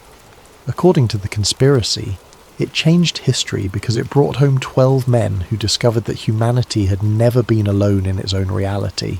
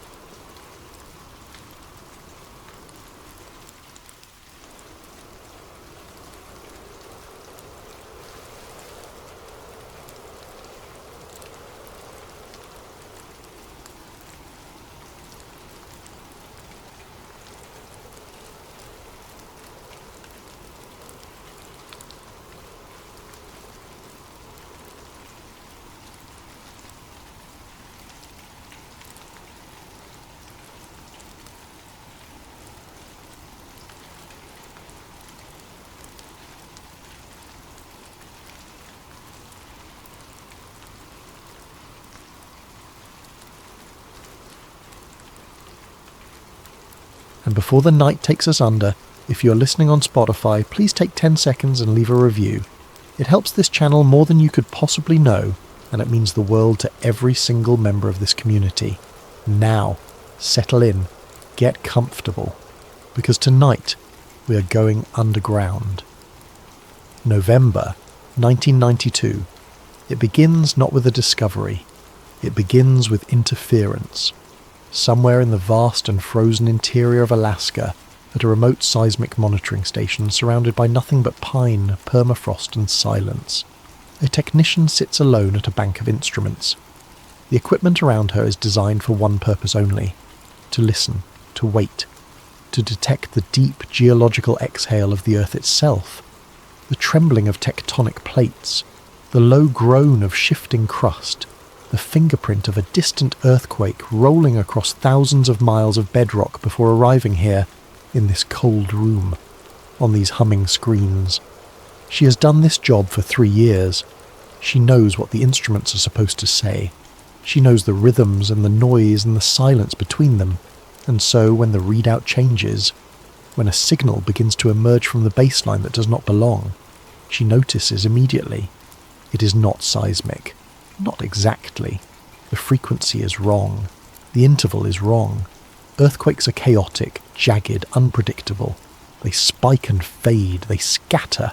This signal does none of those things. This signal pulses, low, steady, at intervals so precise they would later be measured to fractions of a millisecond.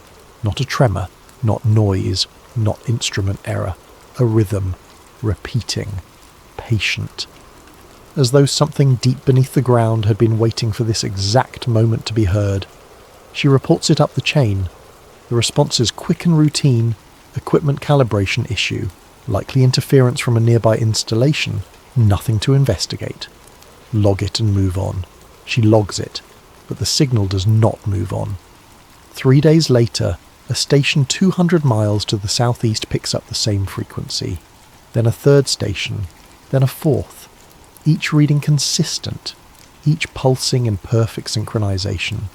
The signal is not coming from the equipment, the signal is coming from the ground, and when triangulation software maps the origin point, the coordinates land somewhere in the Alaskan interior, deep in the wilderness, far from any city, far from any known installation, not far from Denali, the highest peak in North America, a mountain so vast, so ancient, so utterly indifferent to human presence that it generates its own weather systems and its own mythology.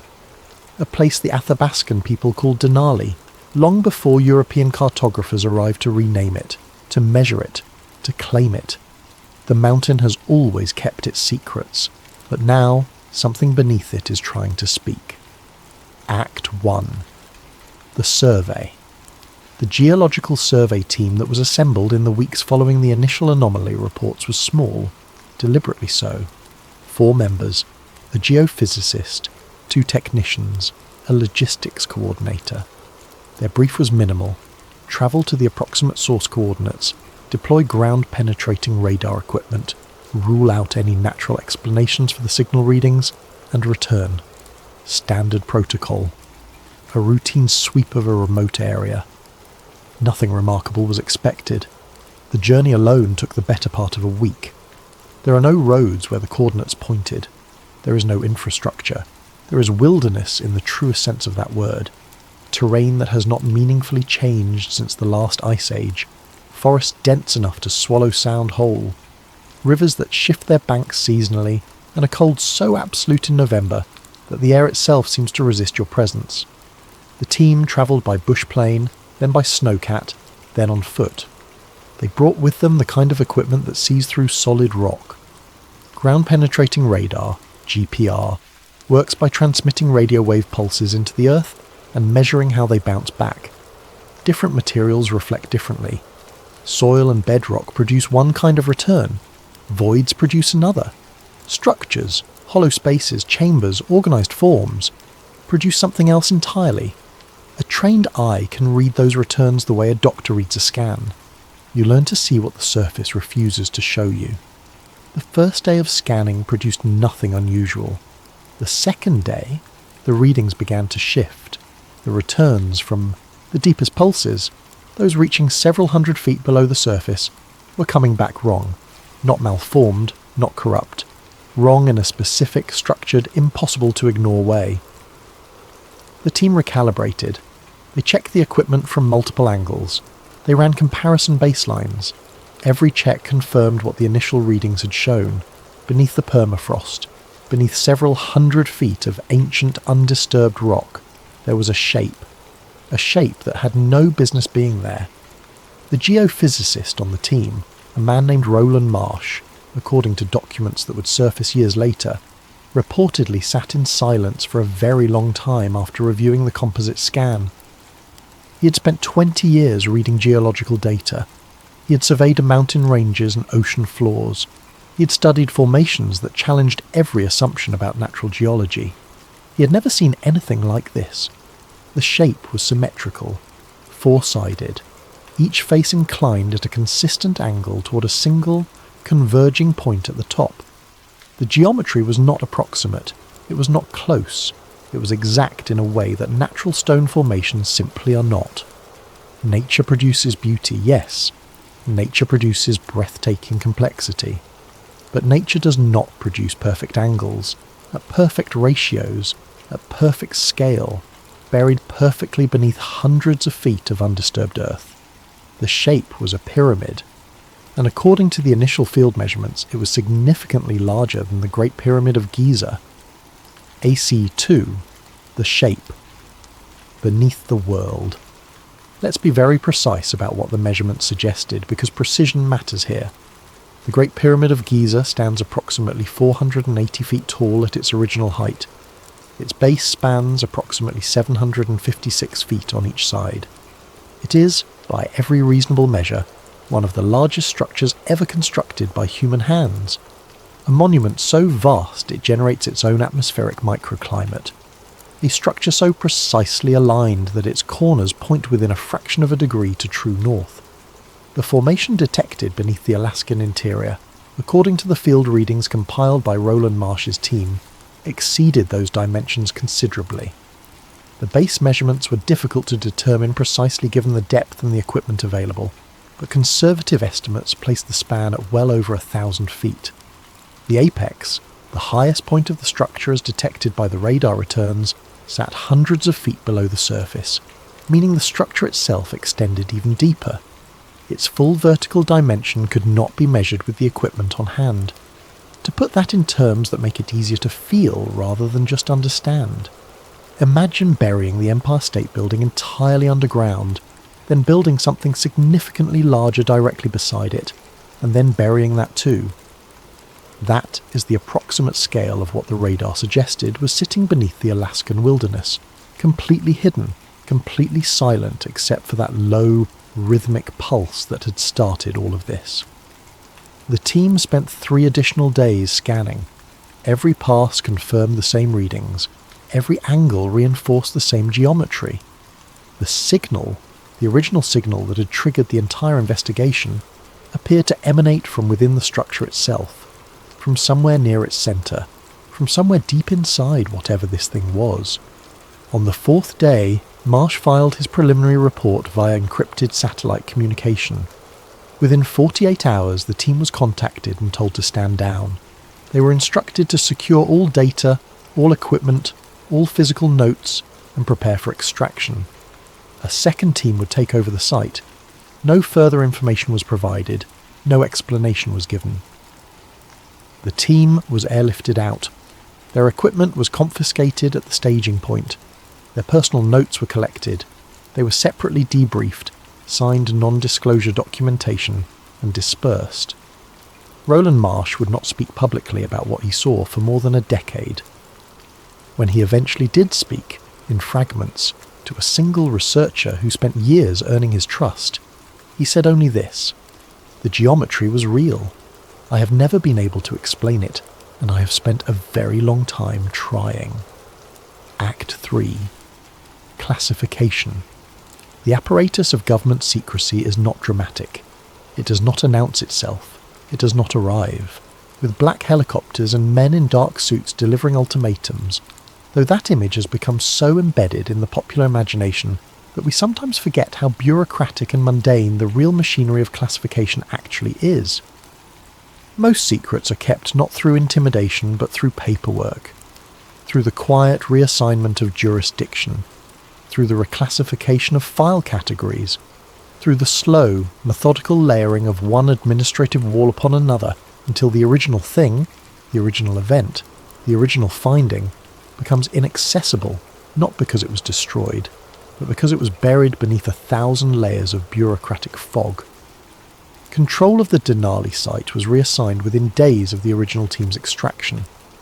The jurisdiction passed through at least 3 separate governmental entities before landing with a joint operational body that had connections to both defence research and what was officially described as geological hazard assessment.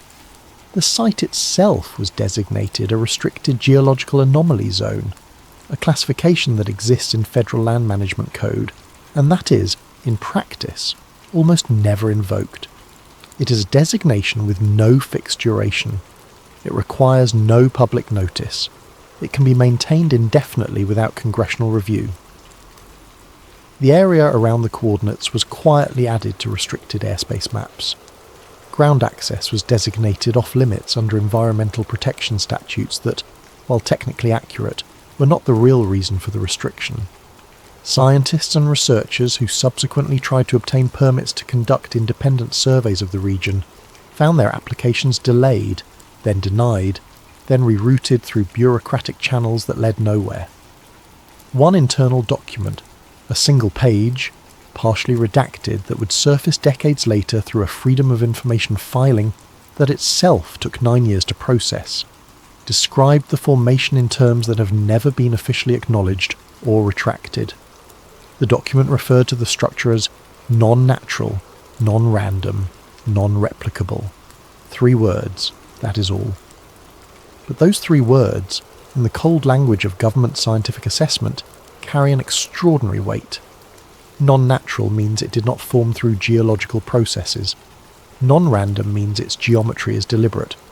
Non-replicable means that no known human construction methodology, not ancient, not modern, not theoretical, could account for what the scans showed. The document was stamped, filed, and buried, and the mountain kept its silence. For a while. Acid 4, Dr. Aaron Vance. There is a particular kind of scientist who is drawn not to the questions that have answers, but to the questions that have been abandoned. The ones that sit in archive folders and filing cabinets and digitized database records, untouched not because they were resolved, but because the people who might have resolved them were told in one way or another to look somewhere else. These scientists are not conspiracy theorists. They are in many respects the opposite. Meticulous, skeptical, methodologically conservative people who have simply noticed that certain data sets do not add up, and who find that fact more interesting than the approved explanation. Dr. Aaron Vance was one of these people. He had spent the majority of his career in geophysics, specifically in the study of low-frequency seismic signals and their relationship to geological stress patterns. His work was unglamorous and largely invisible to the public, He published in specialist journals. He presented at conferences attended by other specialists. He was, by all professional accounts, good at what he did and entirely uninterested in anything beyond the data. The data, however, eventually led him somewhere unexpected. It began during an archival project in the mid-2000s, when Vance was reviewing seismic records from the early 1990s as part of a broader study into baseline signal drift across North American monitoring stations. He was looking for a completely different thing, a specific pattern related to glacial isostatic adjustment, the slow geological rebound of land masses as ancient ice sheets continue to retreat thousands of years after the last ice age. What he found instead, buried in the archived data from multiple Alaskan stations, was a set of readings he could not explain. A low-frequency signal, rhythmic, originating from a fixed geographic point, present across multiple independent stations simultaneously. The signal had been logged, briefly noted as anomalous, and then apparently dismissed without further investigation. Vance ran the coordinates. They pointed to the Alaskan interior, not far from Denali. He cross-referenced with every known catalogue of seismic events from that period. Nothing matched. He checked for industrial activity, military testing, known underground infrastructure. Nothing in the area. He reviewed the signal characteristics against his own extensive experience with naturally occurring geological phenomena. Nothing in the natural world produced signals with that frequency profile and that degree of rhythmic precision. And then he ran the archived data against the current monitoring feeds. The signal was still there, not continuous, not always detectable at the same intensity, but present, recurring, originating from the same fixed coordinates it had occupied in 1992. 12 years later, the ground beneath the Alaskan interior was still pulsing. Whatever was down there had not stopped. Act 5, the mathematical pattern. The thing that distinguishes a scientist from a speculator is what they do when they encounter something they cannot explain. A speculator reaches for the most dramatic interpretation. A scientist reaches for more data. Vance spent the better part of 2 years doing nothing but gathering more data.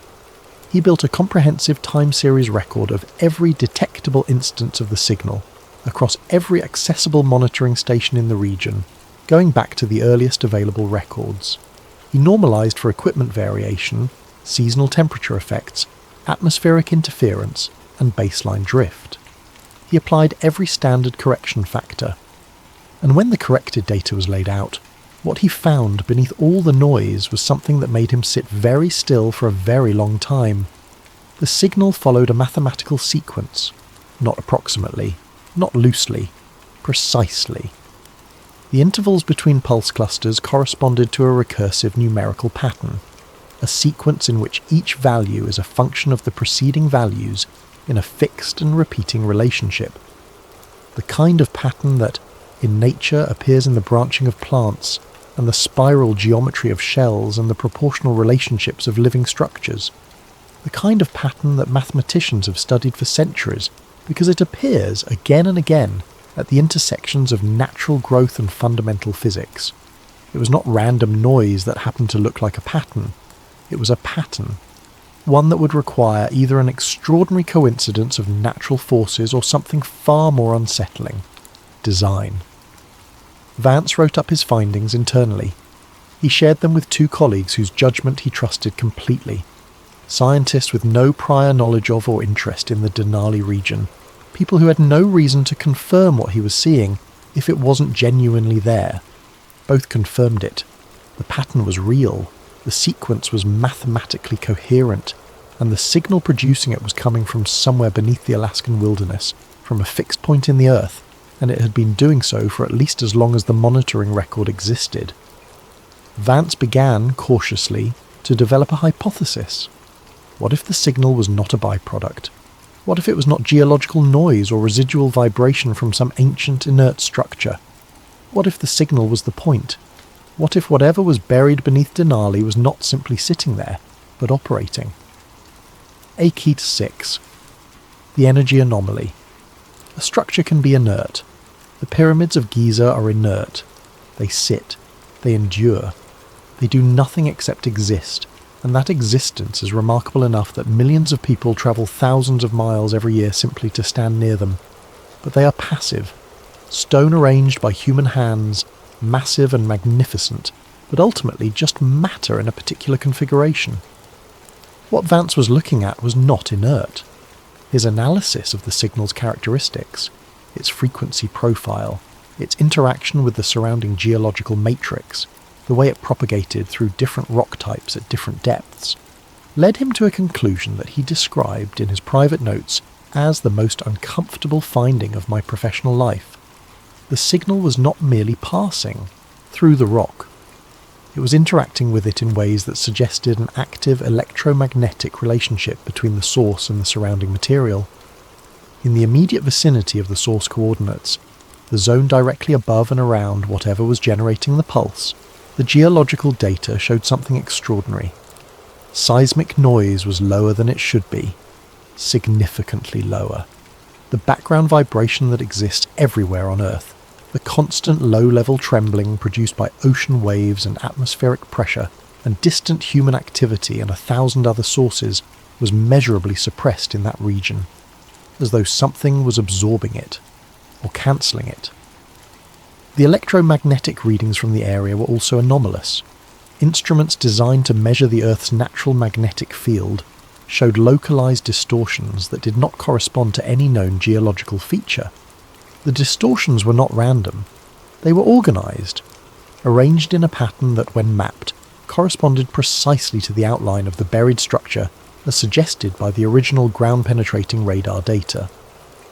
Vance proposed, carefully and with extensive qualification, that the structure might not simply be transmitting a signal. It might be generating energy, producing something, electromagnetic output, acoustic resonance, some combination of physical effects, without any apparent external fuel source, continuously, for decades at minimum, possibly for far, far longer. He knew how this sounded. He said so explicitly in his notes. I am aware that this conclusion, stated plainly, sounds like science fiction. I have spent considerable effort trying to arrive at any other conclusion. I cannot. The data is what it is. The data was what it was, and the structure, whatever it was, had not stopped running. ACT-7, inside the mountain. Through a chain of connections that Vance would later describe only as a sequence of fortunate introductions, he gained access to something he had no official right to see, a set of deeper scan composites that had been produced during the classified phase of the investigation in the years following the original survey. The data had been compiled using more sophisticated equipment than the field team had carried, technology deployed by the successor operation that had taken over the site after the original team was extracted. The images were extraordinary. The outer geometry that the original team had detected, the pyramidal shape, the four faces, the converging apex, was confirmed and refined. But the deeper scans revealed something the original equipment had not been capable of showing: what was inside. There were chambers, multiple chambers, arranged at consistent intervals along the structure's vertical axis. Each chamber was roughly symmetrical in its own right.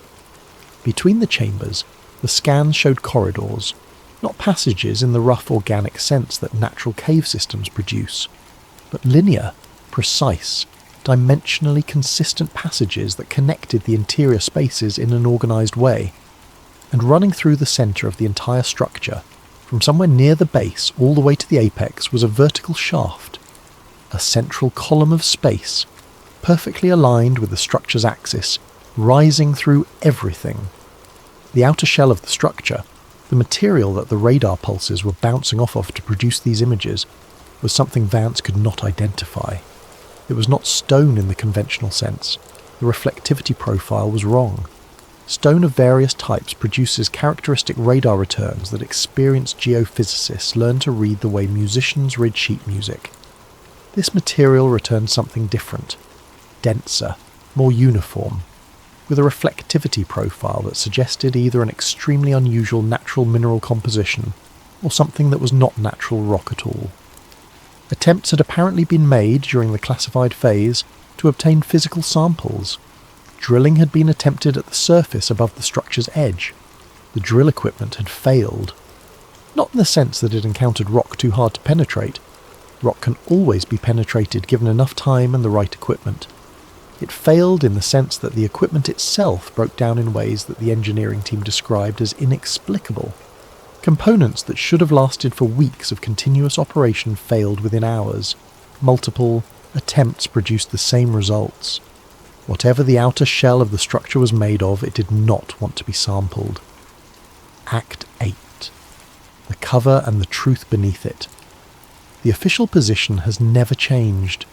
According to every public record, every government statement, every response to every Freedom of Information request that has successfully made it through the processing system, there is nothing beneath the Alaskan interior near Denali that requires any particular explanation. The restricted airspace is environmental. The land access restrictions are precautionary. The monitoring activity in the region is routine. There is no pyramid. There is no signal. There is no structure. This is the narrative that has been maintained with remarkable consistency across multiple administrations, multiple agency reshuffles, multiple generational turnovers of personnel. The people who managed the secret in the 1990s are mostly retired or dead. The people managing it now, if it is still being actively managed, may not even know the full history of what they are guarding. Classification can become self-perpetuating. A restriction put in place for reasons that were urgent in one decade can persist into the next through sheer institutional inertia, maintained by people who follow the protocols without ever being told why the protocols exist. But there are threads, small ones, inconsistencies in the public record that only become visible when you look at enough of the surrounding context simultaneously. There is the matter of the airspace designation, which uses a regulatory category that is technically reserved for areas of active geological instability, an area that all publicly available geological surveys describe as among the most stable in the entire state. There is the matter of the monitoring budget allocation for the region, which is significantly higher than comparable regions with no known points of interest. There is the matter of a research permit denial from the early 2000s, in which the denial letter references ongoing scientific operations at the site, operations that have never been named, described, or publicly acknowledged. And there is the matter of the signal, which anyone with access to the right monitoring equipment and the right archived data can find if they know where to look. It has not been hidden. It has simply been left unexplained, which is almost the same thing, because most people do not look at raw seismic data, and the people who do are generally not looking for something that should not be there. Vance looked, and the signal looked back. Act 9, the direction of the signal. The final phase of Vance's investigation was the one that changed everything. He had spent years establishing that the signal existed, that it was structured, that it corresponded to a physical formation in the earth, and that the formation appeared to be actively generating something. All of that was extraordinary. But a buried structure generating a signal, however inexplicable, is still a local phenomenon. It is strange, but it is contained. It is a mystery with a boundary. What Vance found next had no boundary. He had been assuming, as anyone would, that the signal propagated outward in all directions from its source, the way a stone dropped in still water sends ripples in every direction equally. This is how most geological signals behave. This is how acoustic resonance works in stone. This is the expected physics of the situation. But when he mapped the actual propagation of the signal across the monitoring network, plotting the relative strength and timing of the signal at every station that had detected it, and working backward to reconstruct the directionality of its spread, the picture that emerged was not a circle, not a sphere, not an outward radial propagation. The signal was directional. It was not broadcasting equally in all directions. It was focused, aimed, like a beam rather than a broadcast. And when Vance traced those directional lines across the Earth's surface, extending them beyond the monitoring network, following their geometry across geography, he found that several of them terminated at points of extraordinary significance. The lines pointed to locations with ancient structures, monuments, sites of archaeological significance that span multiple cultures, multiple continents, multiple millennia. Places that humanity has found remarkable for thousands of years without fully understanding why. Places built, according to the conventional historical record, by separate civilizations with no known contact with one another, and yet places that share, again and again, certain striking geometrical and astronomical properties. The signal from beneath Denali appeared to be reaching toward them. Vance was careful, in the way that scientists are careful when they know they're standing at the edge of something that cannot be unseen. He did not immediately conclude that the directionality was intentional. He spent months testing alternative hypotheses. Perhaps the apparent directionality was an artifact of the monitoring network's geometry, a statistical illusion produced by where the stations were placed rather than where the signal was actually going. He tested this by using subsets of stations in different configurations and running the propagation model again. The result was consistent every time. The directionality was real. Perhaps the signal was being refracted by geological features, shaped by the particular density and composition of the rock it was passing through, in the same way that light bends when it passes through water at an angle. He tested this by modelling the geological profile of the region and calculating what refraction effects would look like in the data. The modelled refraction did not match the observed directionality. The signal was going where it appeared to be going, not where the rock was sending it. And perhaps the coincidence of the terminal points was exactly that. Coincidence. Perhaps the lines drawn from the Denali signal simply happened to pass near sites of archaeological significance. The way lines drawn from any point on a globe will inevitably pass near something interesting if you extend them far enough across a planet as densely layered with human history as this one. Vance tested this too, running a statistical analysis that asked how likely it was, given a random set of directional lines from a random point, to intersect with sites of known significance at the rate he was observing. The probability was not zero, but it was very, very low. Low enough that the coincidence explanation required more faith than the alternative. ACE 10, the network. The theory that Vance developed at this stage of his research was the most ambitious and the most difficult to prove. It was also, he believed, the most important.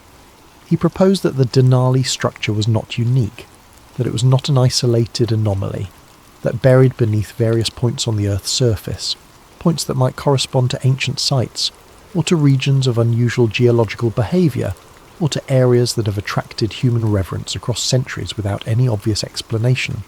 There might be other structures, other nodes, other sources of that same low-frequency signal, each aimed, each directional, each connected to the others, through a network whose architecture spanned the entire planet.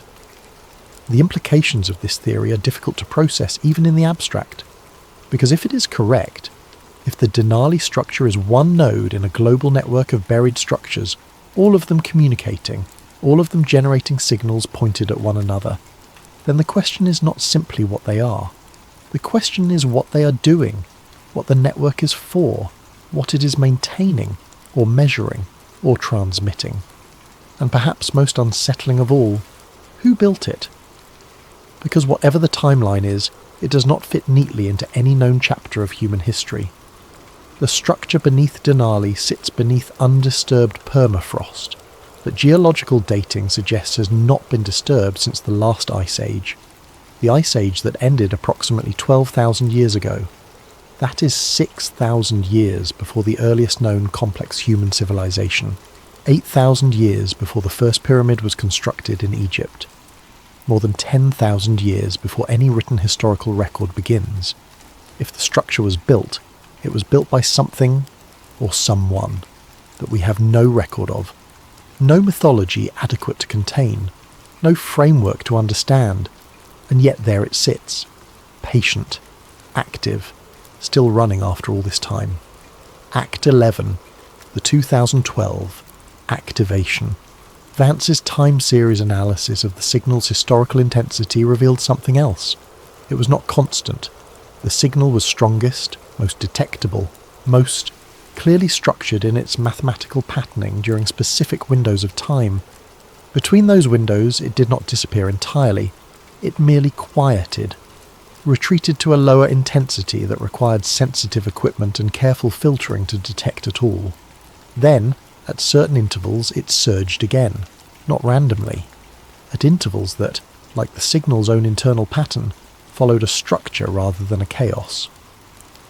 The most recent major surge on record occurred in 2012. The significance of that year is not lost on anyone who remembers the cultural moment around it. 2012 was the year the ancient Mayan long count calendar completed a major cycle, an event that the popular imagination had attached an enormous amount of apocalyptic and mystical significance to. Predictions about the end of the world, or the dawn of a new age, or some fundamental shift in cosmic or human affairs, filled books and films and news cycles. Most of it was sensationalism built on misunderstanding. The Mayan calendar cycle ended and the next one began and nothing dramatic happened. And yet, 2012 was also a year of elevated electromagnetic activity globally. Solar activity during that period was high, producing geomagnetic events that affected satellite systems and power grids in various regions. Atmospheric phenomena were recorded at unusual frequencies in certain latitudes, and across the network of geophysical monitoring stations that Vance had been using to track the Denali signal, multiple anomalous readings were logged within a 6-week window, centred on the December solstice of that year. The Denali signal during this period was the strongest it had been in the entire available record, more precisely structured, more clearly directional, more coherent in its mathematical patterning than at any other point Vance could identify. It was as though something had woken up, or more accurately, as though something that was always awake had for a period raised its voice, and then quieted again, back to the baseline, back to the patient, low, rhythmic pulse that had been there all along, waiting for whatever comes next. Act 12. What the Mountain Knows. There is something almost meditative about sitting with a mystery this large and this old and this thoroughly unresolved. Most mysteries, given enough time and enough investigation, yield. They have edges. They have answers somewhere in them, even if those answers are difficult to reach. They are puzzles, and puzzles have solutions. This does not feel like a puzzle. This feels like something older than puzzles. Something that existed before the categories we use to understand the world were invented. Before science and religion and history and mythology, all the different languages humanity has developed for describing what it cannot immediately explain, were available to reach for. Whatever sits beneath the Alaskan interior does not care about our categories. It is not waiting for us to classify it correctly. It is not holding its secrets as a challenge for us to overcome. It exists on its own timeline, operating according to its own logic, doing whatever it has been doing since long before the first human being looked up at the stars and wondered what they were. The mountain above it, Denali, the Great One, the High One, has been standing for millions of years. Long before any human eye saw it. Long before any culture gave it a name. The rock and ice of it have weathered everything. Ice ages and warm periods and tectonic shifts and the slow, geological revolution of a planet in constant motion. It will still be there long after every city humanity has ever built has been erased by the same geological processes that shaped it. And beneath it, something pulses, something measures, something waits. The question that keeps returning, the one that Vance returned to again and again in his notes, the one that sits at the bottom of this entire story like a stone you cannot quite lift, is not what the structure is. It is not when it was built or what it is made of or how it generates its signal without any fuel source we can identify. The question is simpler than all of that, and harder. What is it for? Act 13. The people who know not everyone involved in the story of the Denali structure is a scientist or a bureaucrat or a theorist sitting at a desk with access to archived data. Some of the most interesting pieces of this puzzle come from an entirely different direction. From the people who have lived near the mountain for longer than any government agency, any monitoring station, any geophysical research project has existed. The Athabascan peoples of interior Alaska have inhabited the region surrounding Denali for thousands of years. Their relationship with the mountain is not the relationship of the tourist, or the climber, or the scientist. It is ancestral, embedded, passed down through generations in the form of story and song and ceremony, and a kind of intimate geographical knowledge that develops when people live in relationship with a landscape over centuries, rather than simply passing through it.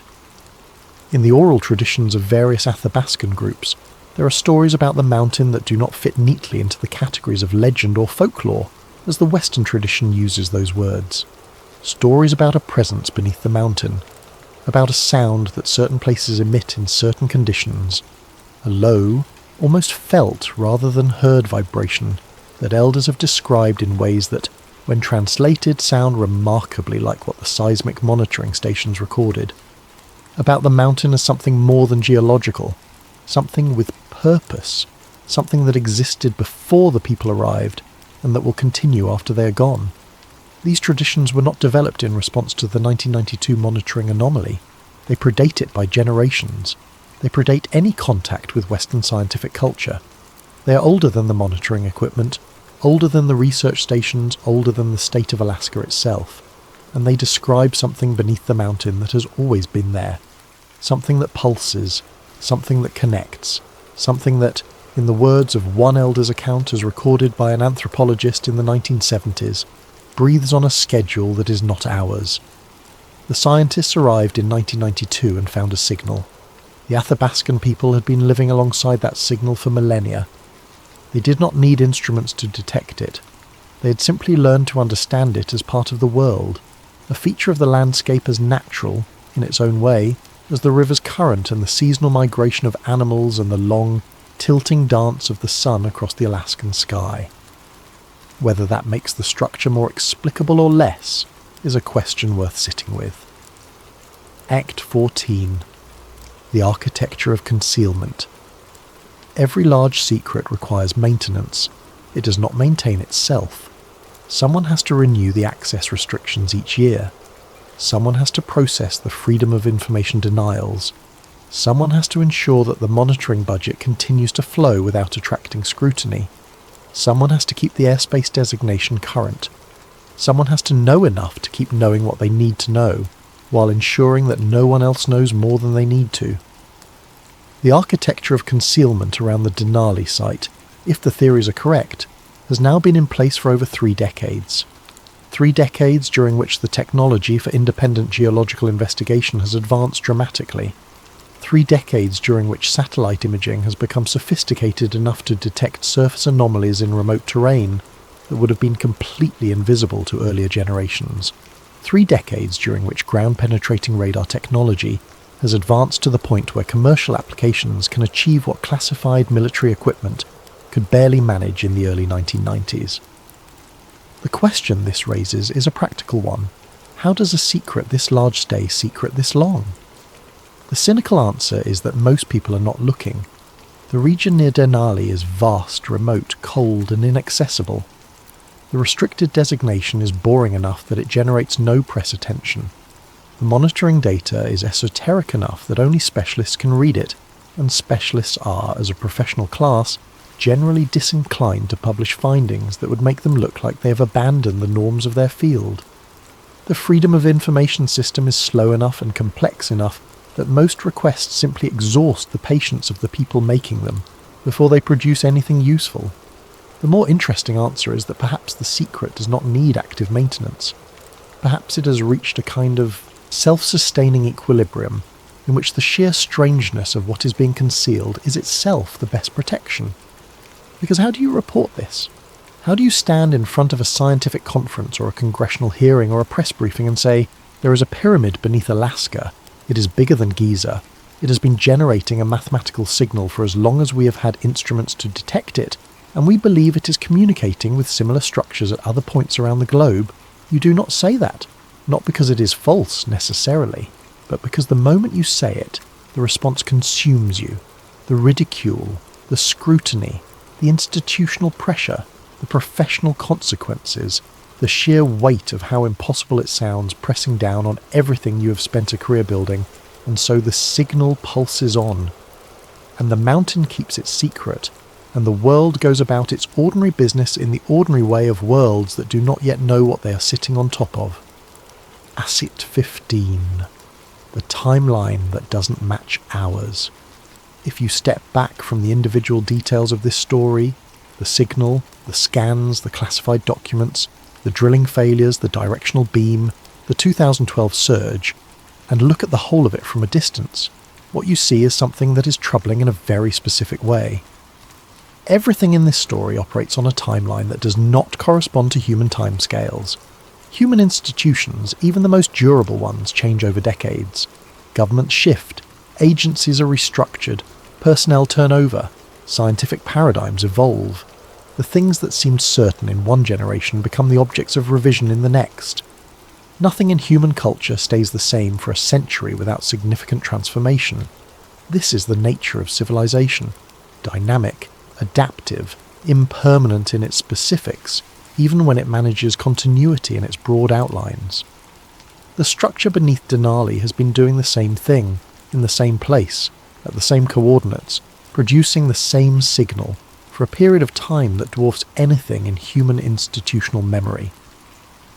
The earliest geological evidence suggests the structure has been there since before recorded history began. The signal Vance detected was not changing. It was not evolving or degrading or shifting its character the way a human technology would after thousands of years of operation. It was doing now what it had apparently been doing at the beginning, pulsing in its mathematical rhythm, aiming its signal at its network of distant points, maintaining whatever function it serves with complete and utter indifference to the human world that had grown up around and above it. This is what separates the Denali structure theory from more conventional conspiracy theories. Most conspiracies are about human actors concealing human things for human reasons. This is something different. This is a conspiracy that, even if the concealment is entirely human, is concealing something that may have nothing to do with humanity at all. Something that preceded us. Something that will outlast us. Something that is running on a schedule so much longer than ours that our entire recorded history might be, from its perspective, a brief afternoon. Consider what 12,000 years actually means. 12,000 years ago there were no cities on Earth, no writing systems, no agriculture in any meaningful organised sense. Human beings were still hunter-gatherers, moving through landscapes that looked very different from the ones they inhabit today. The Sahara, which is now among the driest and most inhospitable places on the planet, was a savanna, green and wet and full of life. The coastlines of every continent were shaped differently, because sea levels were lower, because so much water was still locked in glaciers that have since melted. The world was a different world, and in that world, that Ice Age world of migrating herds and retreating glaciers and coastlines that modern maps would not recognise, something built a pyramid beneath what would eventually become Alaska. Something designed it with a geometry so precise that our instruments, measuring it through hundreds of feet of intervening rock 12,000 years later, still cannot find the error in its angles. Something installed within it whatever mechanism produces the signal that is still pulsing right now as you listen to this. Something aimed that signal at specific points on a globe that the something presumably understood. A globe that human beings would not achieve a complete picture of for another 11,500 years. Whatever built the Denali structure understood the shape of the Earth before we did. It understood mathematics before we named it. It understood the technology of signal transmission and directional communication while we were still carving tools from stone. And it built something intended to last. Not for decades, not for centuries, but apparently for geological timescales, for the kind of duration that makes human civilization look like a footnote. And still it pulses. Still the mountain breathes on its schedule. Still the signal reaches outward across the surface of the world to touch whatever it has always been touching, doing whatever it has always been doing in the cold and dark beneath the Alaskan ice. Epilogue. The mountain below. Today, the region near Denali remains what it has been for decades, restricted, monitored, and officially unremarkable. Hikers who venture into the wilderness surrounding the mountain see what has always been there, the vast, indifferent beauty of a landscape that does not need human witnesses to be extraordinary. The sky above it is sometimes so clear and so dark that the stars seem close enough to touch.